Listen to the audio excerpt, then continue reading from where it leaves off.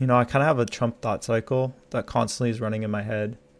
And it bounces between, is he just an idiot? Everything's computer. Maybe he's just lazy.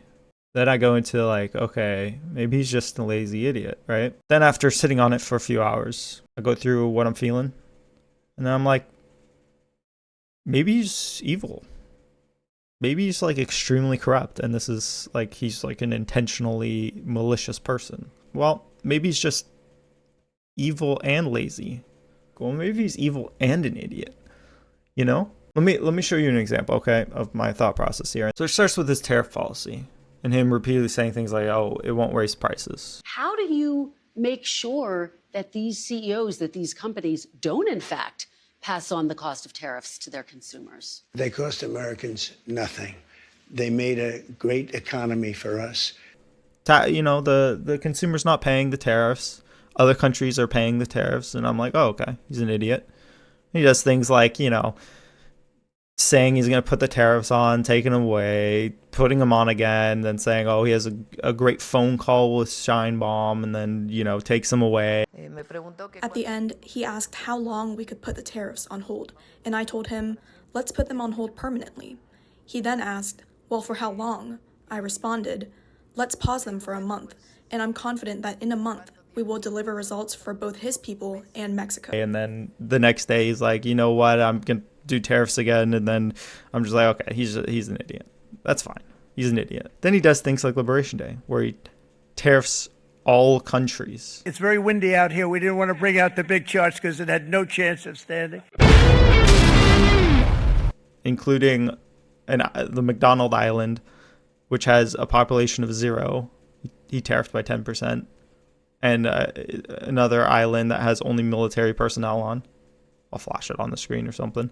And I'm like, oh, he's too lazy. I mean, this is like the Jan 6 pardons, where he's just like, there's too many people. What am I going to look at each individual case? The child pornography user is also a Donald Trump fan who was at the Capitol on January 6th attacking police officers.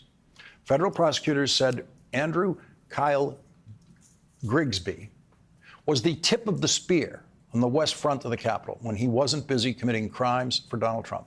He was busy with his child pornography in Kentucky, where he has been imprisoned on state charges of possession of child pornography. That's who Donald Trump pardoned. The only president in history to pardon a known user of child pornography, convicted for using child pornography, and Donald Trump pardoned him. And the day after Donald Trump did that, he pardoned the world's biggest drug dealer ever, who a federal judge believed was arranging assassinations of his business associates. That's the Trump standard. What I got a tee off, okay, at 8 a.m. today. No, I'm just signing. We'll just do them all. I'm like, okay, he's lazy. He's an idiot and he's lazy.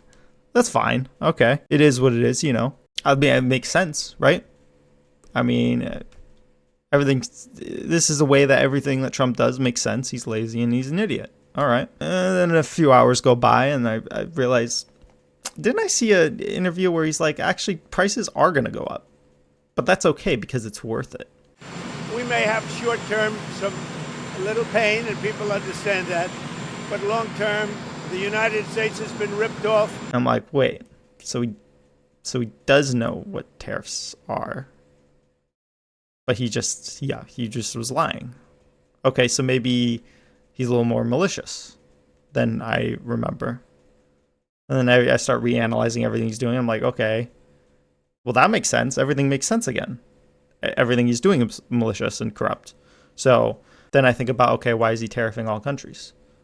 Okay, well, if he has like this layer of tariffs on all countries, then he could start demanding things to take them away from either companies or countries. Let's say he has a cryptocurrency, hypothetically. President Donald Trump's crypto empire launches a new crypto coin, but some have questioned whether the move will prove to be a conflict of interest. Where, money's untraceable and stuff like that, or it's hard to, figure out where money's going. And, a company like Apple's like, okay, well, you know what? I'll buy 1 million things to go to you directly in some way, shape, or form. And then I'm like, okay. Okay, makes sense. That's why he's tariffing everything, so that he just has like this bulwark that he can start stripping away in order to exchange for goods. It's simple. Then I'm like, okay, this makes sense. I like this new framework I have. Everything's malicious and corrupt. At least I can make sense of the world, okay? I'm happy if things make sense. That's all I care about. You know, there's always a saying that I've always lived by in the back of my head that's like, never attribute malice what can be attributed to incompetence, right?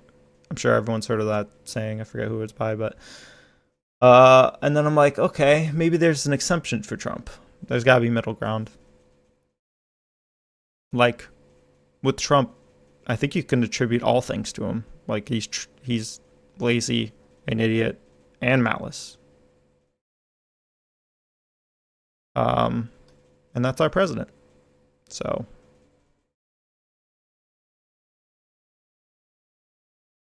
I don't know. We'll see in the morning. Maybe I'll just think he's lazy and an idiot again. Who knows? It's very windy out